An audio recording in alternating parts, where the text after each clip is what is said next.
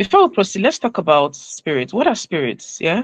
So spirits are distilled alcohol beverages made by fermenting a base ingredients, usually grains, fruits, or sugar cane, and then distilling it to increase purity and alcohol content. So it just simply means when a spirit goes through process of distillation, is boiling. You have to boil it to a certain level, to a certain temperature.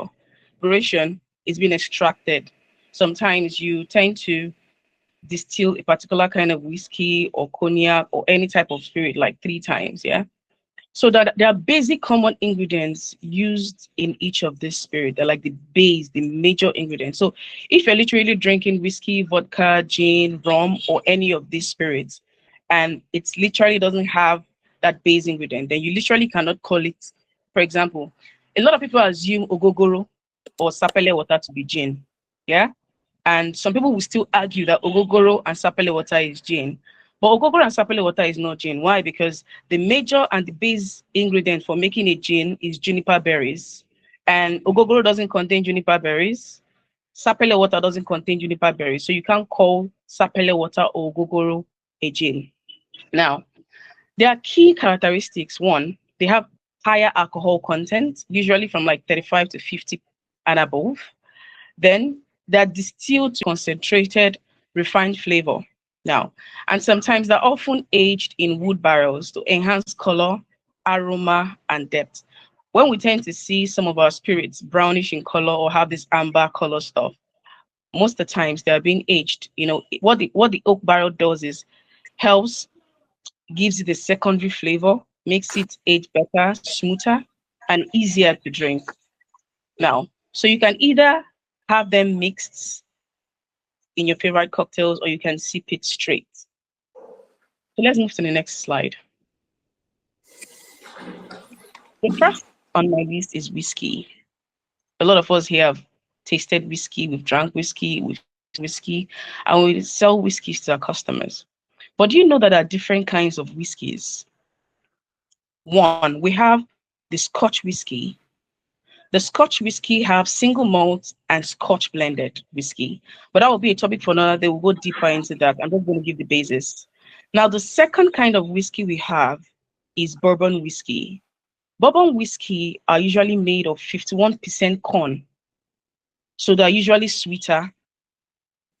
But for the Scotch whiskey, they are a bit smoky. So the next one we have is Irish whiskey, like the likes of the Jameson, the Element, those ones we all know that are from Ireland. Yeah. And another one we have is the rye whiskey. Rye whiskey are made from Canada or USA. So each of these whiskeys have their unique base ingredient and what makes them stand out. So now, whenever you hear single malt, that single in that malt doesn't necessarily mean a singular, a singular kind of base ingredient, even though it is. Whenever you see or hear a single malt, just know that that particular whiskey is made out of the base ingredient called barley. Barley. Then when you see that it's written as blended Scotch whiskey, it means it's a combination of barley and some other kind of grain whiskies. So usually whiskeys are more smoky, they are intense, they are a bit smoother depending on how long it's been aged. And you could notice from the notes here, it has vanilla. That's the notes from what you can smell. When you smell or try to sniff a whiskey, you can get notes of vanilla, caramel, oak, and sometimes it's a bit spicy. And like I said earlier, it's smoky. So let's move on to the next one. The next on our list is vodka. Vodka is the most neutral spirits among all spirits. Simply means it's easy to blend. That's why when you go to a bar or when you know a mixologist, their go-to spirit is vodka because it blends into anything. It's neutral. It's more or less like tasteless. Yeah, except the flavor kind of vodkas. Now, vodkas are usually made from potatoes or grains, and sometimes even grapes. Grapes, like if you Ciroc has different flavors. You can see Ciroc berries and stuff like that. But usually back when vodka started, yeah, it was originated from Russia. It started off by just using only potatoes to make vodka, but people has advanced and now they go with grains, grapes, and they're highly filtered.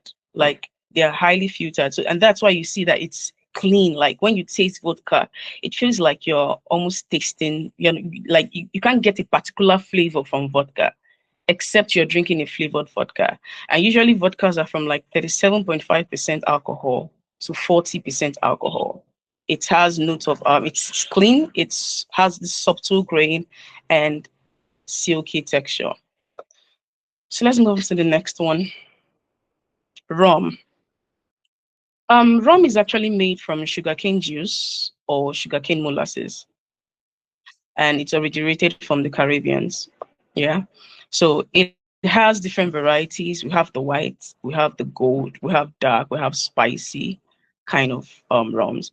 And when you take rum, you can have when you perceive rum, it has notes of caramel, molasses, that is like the regular sugarcane, and tropical fruits and spice. So for rum, sometimes people prefer the dark rum because it's a bit aged and then it's smoother, it's less intense compared to the white or compared to other kind of flavors of rum. So let's move to the next slide. Gin.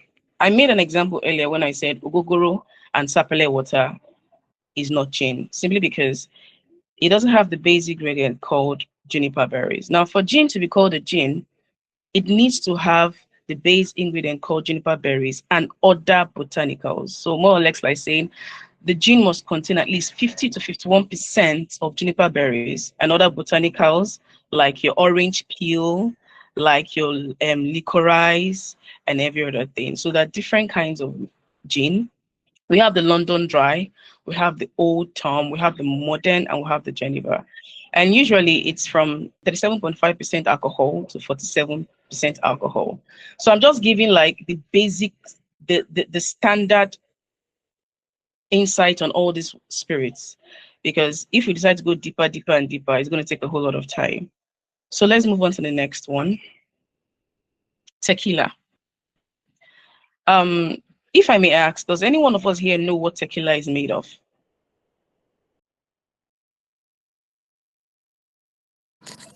Yeah, from agave. Good, thank you very much. So tequila is made from a cactus plant, specifically blue agave. Yeah, there are other kind of cactus, but if it's not Wema blue, it can be called a tequila.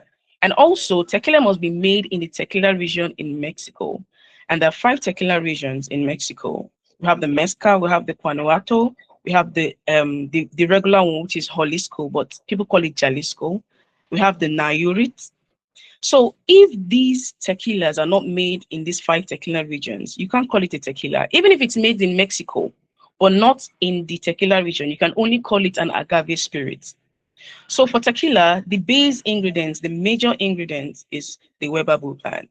And it comes in different varieties. We have the Blanco, we have the Reposado. Reposado in Spanish word means resting, means it's been aged for at least a period of 2 months to 1 year. Then we have the anejo. Anejo goes from like 1 year to like 3 years, and we have the extra anejo. Extra anejo means extra aged, where you have it aged from like 3 years and above. Yeah. So tequilas usually range from like 35 to 40% alcohol. And when you taste a blanco, you could taste the agave.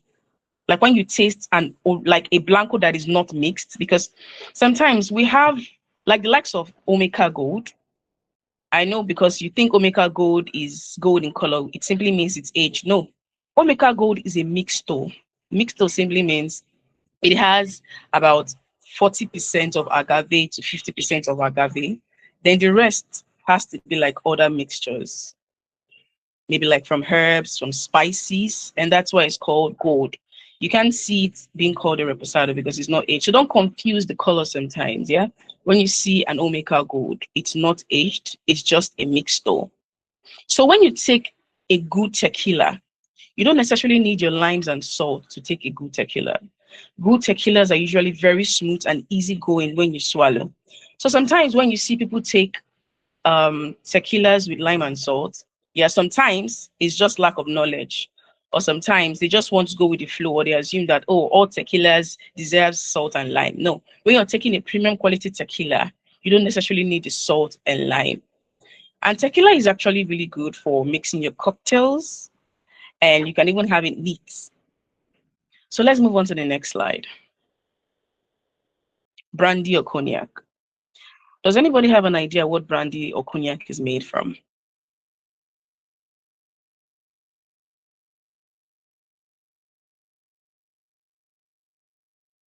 Okay, so brandy simply means burnt wine, yeah? And cognac or brandy is usually made from a wine juice, fermented wine juice, or a wine grape.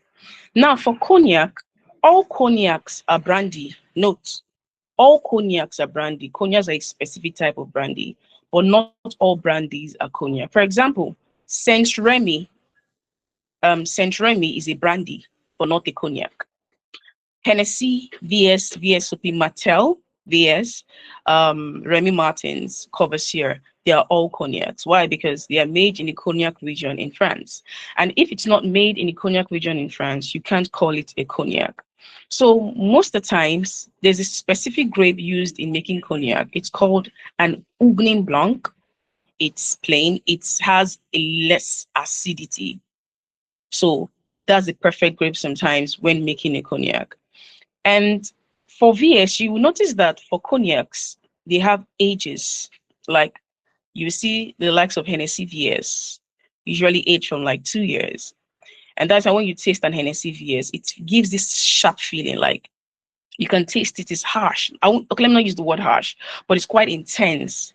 And you'll notice that when you take the VSOP, the very old superior pill, you realize that it's smoother because it's been aged longer. So the longer a cognac is being aged, the smoother it becomes, the easier it is to drink, and the more premium it becomes. So for Hennessy VSOP, you can age for like at least 4 years.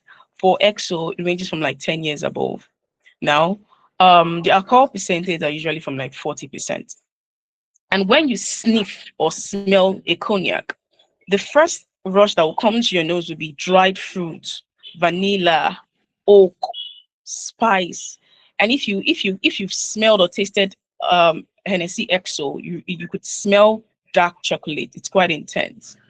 And I said this in the last meeting with Naijaliquor that sometimes people can be very comparable and they'll tell you, oh, Martel is better than Hennessy or Hennessy is better than Martel. So that is what I would always say to a client. If you want something subtle, more flowery, more floral, you go for Martel. Yeah. But if you want something more intense, more oaky, more spicy, you go for Hennessy. I don't think we should ever admit that one is better than another. They just have different style, different tastes, and different flavors. Let's move on to the next one. Oh, okay. That's all for today. Is there any question you would like to ask? Is there anything you would like to ask? I'm here. So what is ABV? You said what? What is ABV?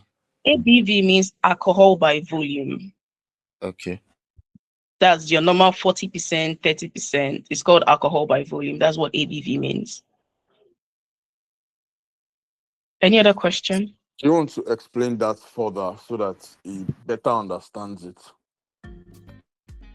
So, in the spirit world, I said it earlier that ABV means alcohol by volume, which simply means the content of alcohol present in a particular bottle.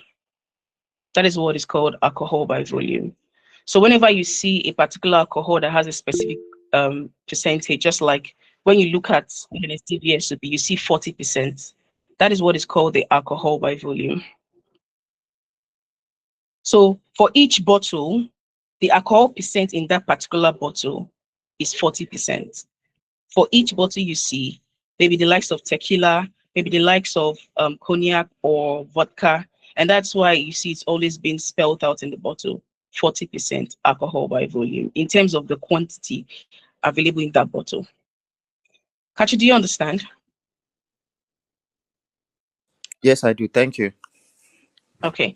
So before we proceed to the game, I have a few questions to ask. Sorry, Can we please, I name? have a question. I was All right. raising my hand up. Sorry.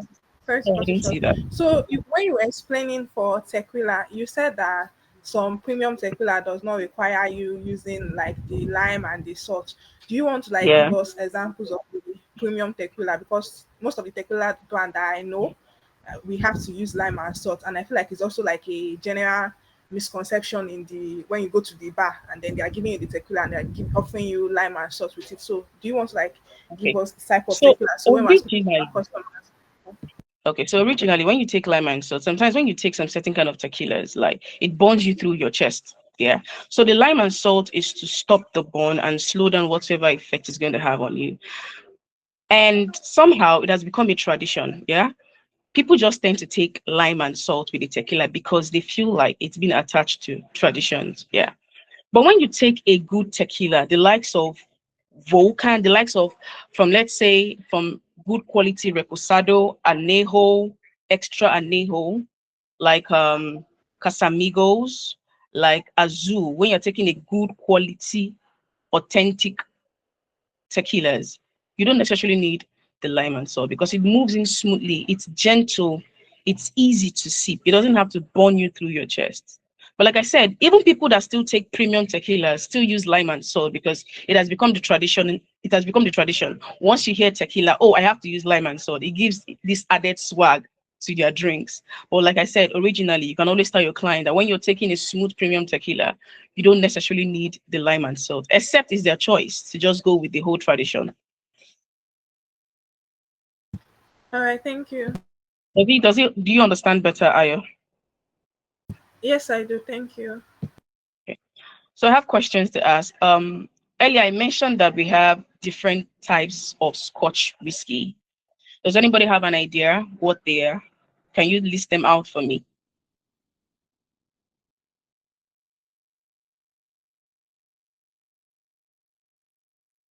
I believe we sell whiskeys, and sometimes we get to see each of these whiskeys are labeled single malt, blended, Irish, bourbon. So do you want to list out the type of whiskey we've been selling? Okay, let's just forget about the question involving this particular um product knowledge. What are the type of whiskeys you've sold so far? Can you mention them? Mr. Samuel, do you want to help us out?